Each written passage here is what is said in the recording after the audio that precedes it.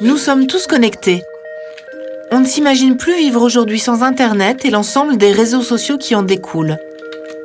Facebook, Twitter, LinkedIn, tous ont transformé notre quotidien, prolongeant nos existences personnelles et professionnelles, désormais inscrites sur la toile, instantanées, universelles, telle une seconde vie dans un monde à 360 degrés, sans frontières. Génération DV 2.0.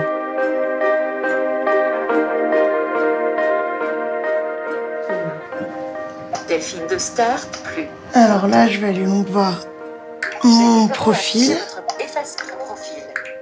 Alors là, en fait, on est sur mon fil d'actualité à moi, c'est-à-dire c'est mon profil, et puis on voit les actualités que j'ai postées, etc. Et puis les photos que j'ai postées, mes informations. Écrire une publication. Publier une photo. Jenny a 30 ans. Elle est non-voyante depuis l'âge de 5 ans. Elle habite Paris, dans le 15e arrondissement. Depuis plusieurs années, elle est adepte des réseaux sociaux. Premier réseau social du handicap et de l'emploi. Je vais très souvent sur Facebook pour voir un petit peu ce qui se passe. Régulièrement, je poste aussi des statuts où je partage des choses. À la fois, ça occupe et puis c'est intéressant de voir un petit peu ce qui se passe. Touchez 2 fois avec 2 doigts pour interagir avec cette actualité.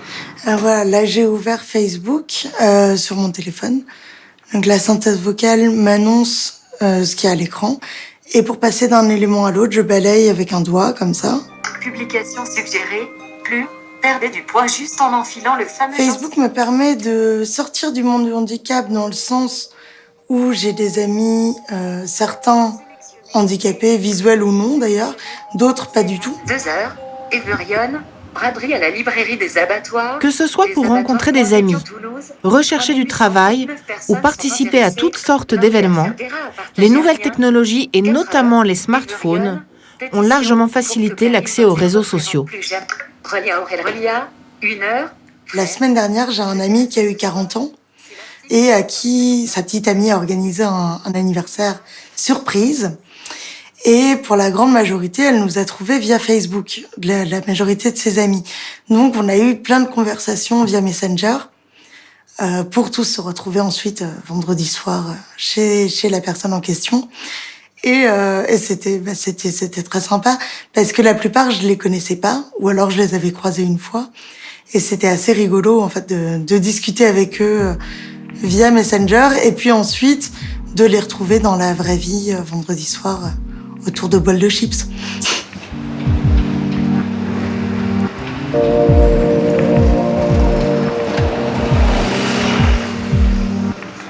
Expo Duo a été créé il y a 3 ans. C'est un concept qui permet de mettre en relation des déficients visuels et des personnes voyantes pour visiter des expositions. Alors donc là, je vais aller sur mon ordinateur, je vais aller sur Internet. Internet Explorer, google.com, bannière vide, la page contient 4 avant de continuer. Et voilà, et donc je vais aller sur le site mobile de Facebook pour rechercher Expo Duo. J'utilise le site mobile tout simplement parce que le site classique est très très lourd et avec le lecteur d'écran c'est très long et franchement pas très pratique.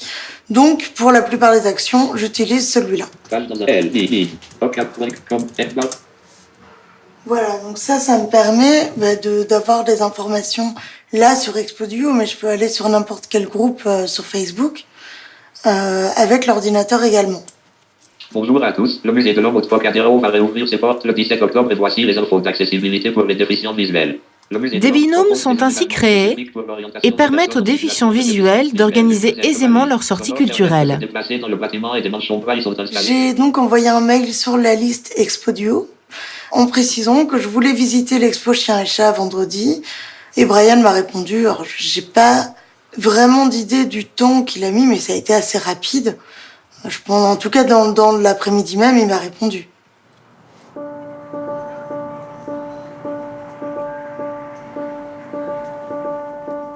Nathalie a 29 ans.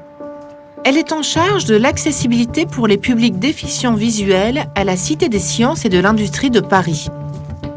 C'est elle, la créatrice d'Expodio. Pour moi, la visite d'un établissement culturel, c'est aussi partager des ressentis, des émotions, c'est apprendre des choses.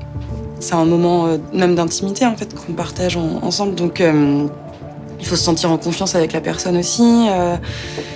Et donc j'avais envie en fait de rassembler des personnes qui aimaient les expositions, qu'elles soient déficientes visuelles ou pas, et que même on oublie le handicap en fait.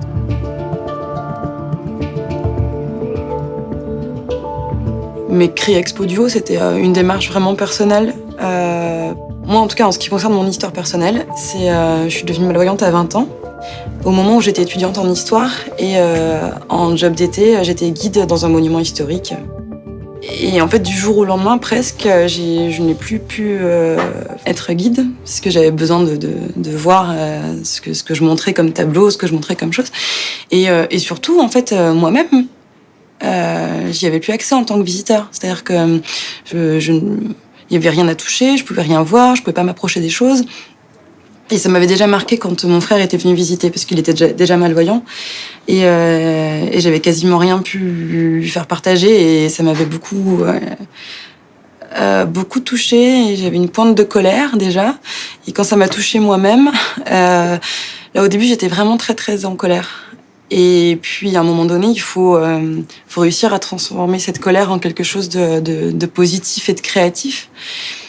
Et puis surtout, en fait, l'idée de départ, c'était pas forcément une idée militante, hein, c'était vraiment passer un bon week-end et aller au Grand Palais si vous avez envie, aller au Louvre, aller où vous voulez, quoi. Parce qu'il y a beaucoup d'autocensure dans le public. On a trop l'habitude de pas aller dans des endroits parce qu'on se dit que c'est pas pour nous, c'est pas accueillant, c'est trop visuel. Et maintenant, voilà, si on a envie d'y aller, on y va. Et on trouvera un binôme et on y va, on s'interdit rien. Et ça, c'est presque aussi du militantisme un petit peu, c'est de se montrer partout, quoi. Alors, ce qui est bien dans les réseaux sociaux, c'est que qu'on soit aveugle, qu'on soit timide, écrire un post, ça demande pas forcément beaucoup de temps, beaucoup d'énergie, enfin, mais ça permet de mettre tout le monde sur un plan d'égalité, ouais, et de faire se rencontrer les personnes. Enfin, l'important après, c'est que la rencontre puisse devenir réelle aussi, moi je trouve, parce que pour moi, le virtuel, c'est juste un pont vers le réel.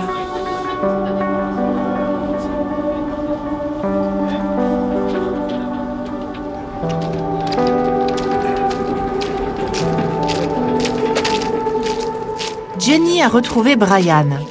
Ensemble, ils vont visiter l'exposition Chiens et chats. Brian accompagne régulièrement des déficients visuels dans le cadre d'Expodio. Quand je pense à ma jeunesse, on ne rencontrait que les gens à travers des contacts.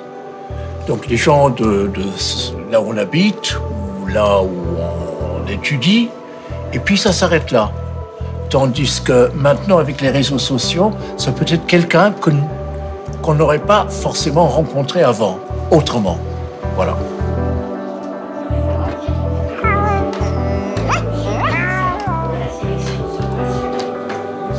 Ils vont sauter. Et puis, ils vont voir quel est le chien qui correspond à ce saut. C'est marrant, ça. Pour moi, c'est une ouverture, premièrement. Et deuxièmement, la plupart des membres d'Expodio sont des jeunes. Donc, c'est très gratifiant pour une personne comme moi de pouvoir sortir avec une personne jeune. Voilà. Mesurez-vous. Il y a du braille là. Alors, quel chien debout sur ses pattes arrière se rapproche le plus de votre taille? Et pour moi, c'est pareil. Alors, ça permet de rencontrer des gens qu'on n'aurait pas forcément côtoyés dans une autre situation. Et puis, effectivement, comme a dit Brian, on peut du coup apprendre de nouvelles histoires, de nouvelles choses. Là, par exemple, en venant, il m'a expliqué comment était faite la Cité des Sciences. Alors après, j'aurais pu aller regarder la maquette, mais c'est sympa aussi, voilà, d'avoir des explications plus vivantes.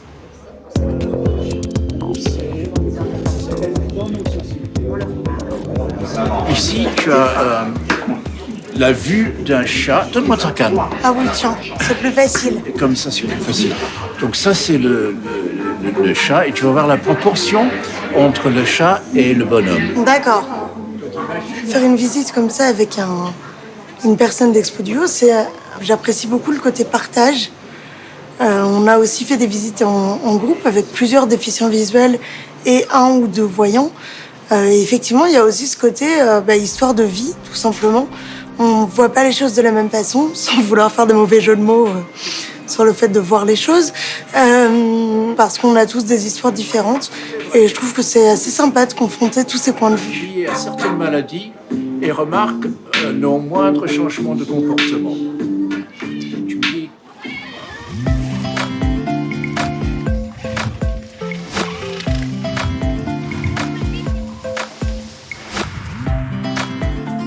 Mathieu est non-voyant. C'est un lycéen de 17 ans, scolarisé dans une classe de seconde traditionnelle. Il est aussi pensionnaire à l'IJA, Institut des jeunes aveugles de Toulouse.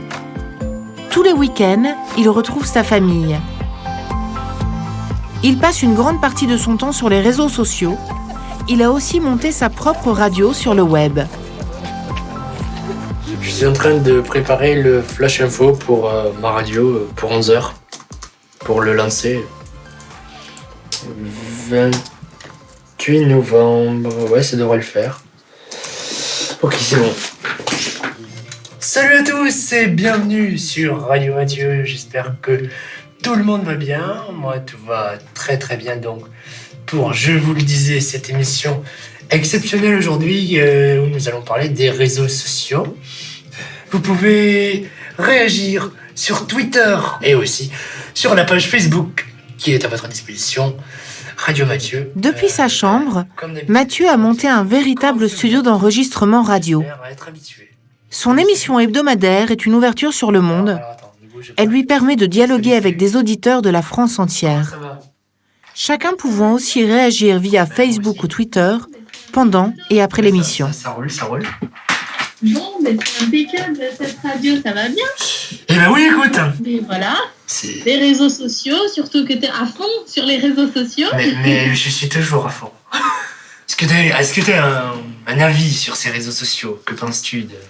Et j'ai trouvé ça super bien pour communiquer avec les gens qu'on peut pas voir souvent tous les jours. Donc ça, c'était le côté bien. Le côté moins bien, c'était la non-maîtrise, en fait. Quand tu mets des photos, quand tu mets des vidéos, tout ça, toute la confidentialité, etc. J'ai trouvé ça de plus en plus compliqué. Et cette non-maîtrise, elle m'a gênée à un moment donné. Et du coup, j'ai fermé mon compte Facebook. Ah ouais, carrément. Oui, carrément. Voilà. Je sais qu'on peut paramétrer tout ça, mais... Ouais, c'est un peu compliqué pour moi. Ça te pose problème.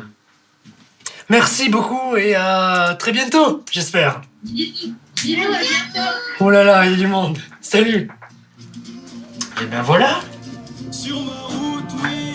J'aime bien faire mon émission de radio pour partager avec les autres mes intérêts, mes coups de cœur. Ou pas d'ailleurs. Mais j'aime bien... partager ma vie. J'utilise Instagram, Periscope, Snapchat. J'aime beaucoup Twitter. Je suis abonné à 400 personnes, donc des personnalités ou des sites d'actualité comme La Dépêche ou Le Monde. Et j'aime aussi réagir, répondre aux gens, dire que je les aime, dire que je les soutiens. Je tweete 25 fois par minute, donc j'aime bien le concept en fait. Nous voici de retour sur Radio Mathieu, c'était Black M avec Sur ma route. Et tout de suite, on accueille Manu. Salut. Salut Mathieu, bonjour à tous. Comment ça va? Eh bien, très bien, écoute, tranquille. Bon. Donc alors toi, donc tu es déficient visuel. Et que penses-tu donc des réseaux sociaux? Bah écoute, c'est vrai que, comme disait l'auditrice précédente, Facebook, c'est plus pour tout ce qui est... un peu voyeuriste quelque part. Et puis donc Twitter, c'est vrai que au début ça peut pas être assez contraignant à comprendre, mais au fur et à mesure qu'on pratique, on s'en sort bien, quoi. Ouais. Donc toi t'aimes bien les réseaux sociaux? Oui, moi, ça me permet un peu de discuter avec des personnes auxquelles j'ai pas eu l'occasion de discuter dans d'autres occasions. Donc, faut juste faire un peu le trick parfois. Ouais. Ah, on a Nico qui arrive. Et ben voilà, salut Nico. Salut à tous. Donc toi Nico, tu es non-voyant, on va le rappeler. Et que penses-tu donc des réseaux? Ah, les réseaux. Disons que j'ai envie de dire qu'il y a le pour et le contre en fait. C'est ça. Parce que s'il est bien configuré, ça va. Mais par contre, l'enjeu qu'il y a, c'est qu'il ne faut pas partager n'importe quoi et il ne faut pas exposer sa vie privée qui pourrait malheureusement devenir publique. Ben voilà. Mais après, c'est toi qui le décides, tu vois.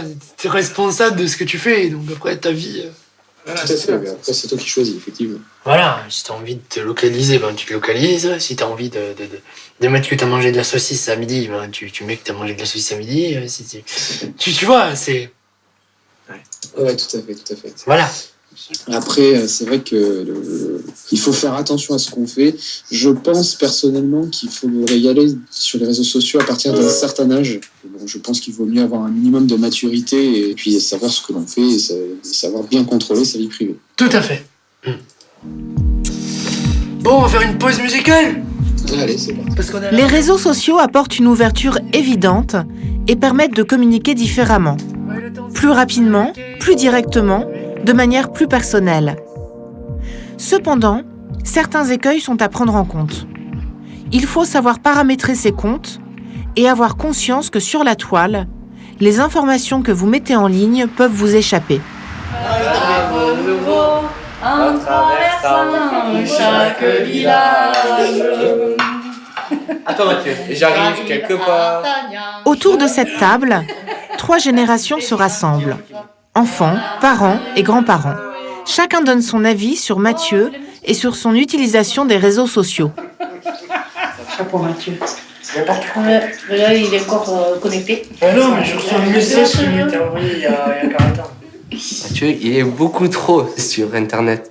Voilà. Je sais pas, il est tout le temps en fait. H24.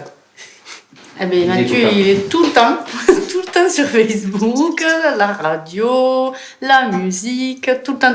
C'est vraiment sa passion. Il vit de ça. Et les week-ends s'organisent autour des radios. Voilà, c'est ça. Voilà, il faut surtout pas sortir à telle heure. Il y a une radio, il y a une émission. Donc, on se cale avec Mathieu. Pour Mathieu en particulier, pour les jeunes, oui, c'est excellent. Pour Mathieu, c'est vraiment tout bon pour ouvrir son champ de vue, de vie. Et grâce à Facebook, à la radio, à Twitter, tout ce qu'il a là, il a rencontré des jeunes, des moins jeunes, non-voyants. Donc du coup, il a pu se faire un cercle d'amis.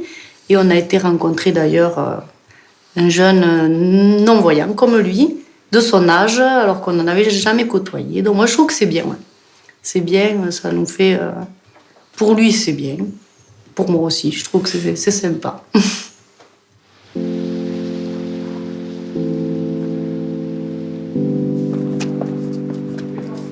J'ai pris des chouquettes. Tiens. Je les mets sur la... Merci.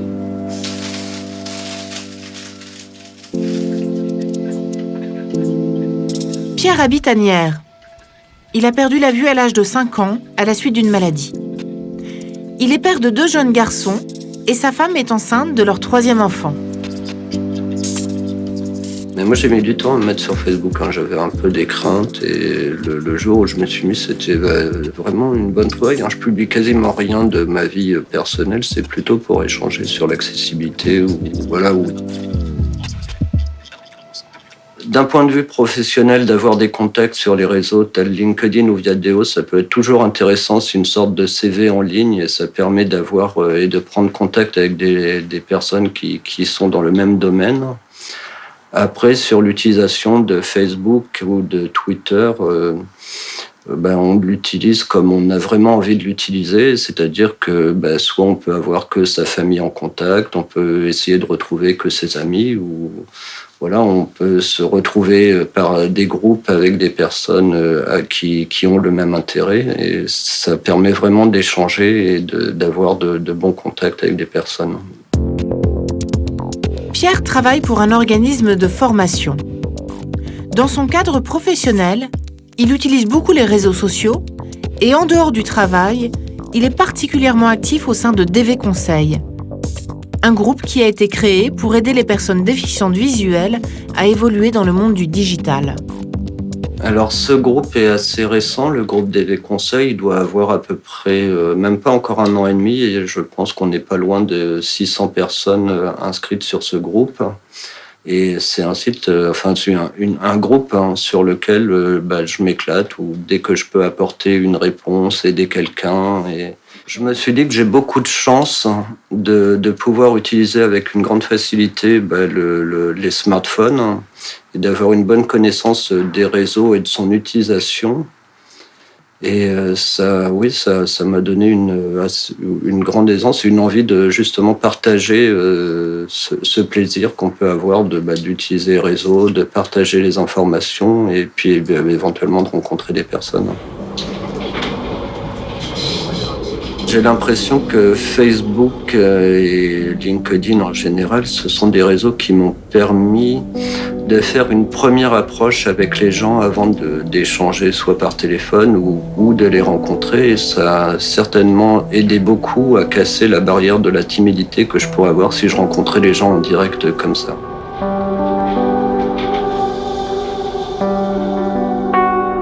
Ou alors j'ai pas réussi, elles sont peut-être sur l'iCloud et j'ai pas réussi à les enlever du téléphone.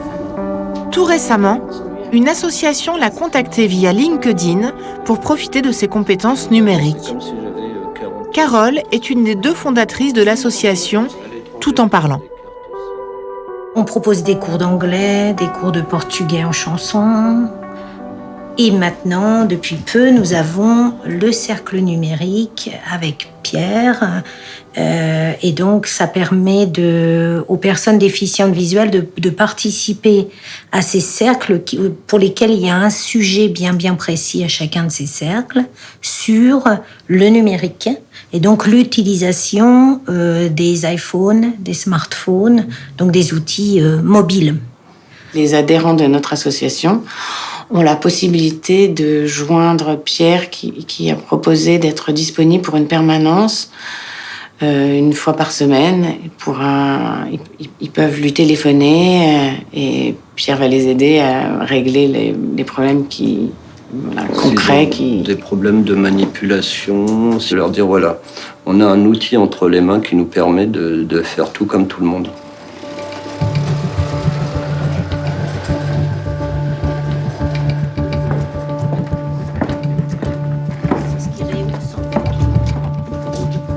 Ce soir, une réunion est organisée par l'association pour divulguer astuces et conseils. En petit comité, Pierre va aider plusieurs non-voyants à se servir de leur ordinateur ou de leur smartphone afin de pouvoir surfer aisément sur le net. En fait, c'est ce qu'on espère, parce qu'au fond, l'idée de notre projet, c'est aussi ça, c'est créer une communauté de gens qui communiquent les uns avec les autres, qui s'échangent des tuyaux, C'est vrai que nous, ce qui nous intéresse, c'est ça, c'est que les gens se rencontrent. Alors, tout naturellement, les réseaux sociaux, ça va aider à construire ça. En fait, c'est vraiment ce qui a motivé en premier notre association, l'association Tout en parlant. Le lien social, créer ce lien social. Je pense que par les réseaux sociaux, il est facile de dire, par exemple, je vais voir une exposition dimanche, est-ce que tu veux venir avec nous? On peut faire de très très belles choses par les réseaux sociaux, je crois réellement. On peut vraiment échanger de belles choses. Moi, je voulais rajouter que aussi, en fait, on s'est rencontrés sur des réseaux sociaux, alors que finalement, Pierre travaille juste à côté d'ici, qu'on se serait probablement jamais rencontrés sans ça, et qu'on s'est rendu compte qu'on était à 100 de mètres l'un de l'autre. Et puis, tout de suite, d'abord on s'est vus, on s'était très bien, et puis on s'est parlé, puis on s'est revus, puis on s'est parlé, puis on s'est revus, puis Et on se reverra. Et on se reverra, oui, je pense qu'on se reverra.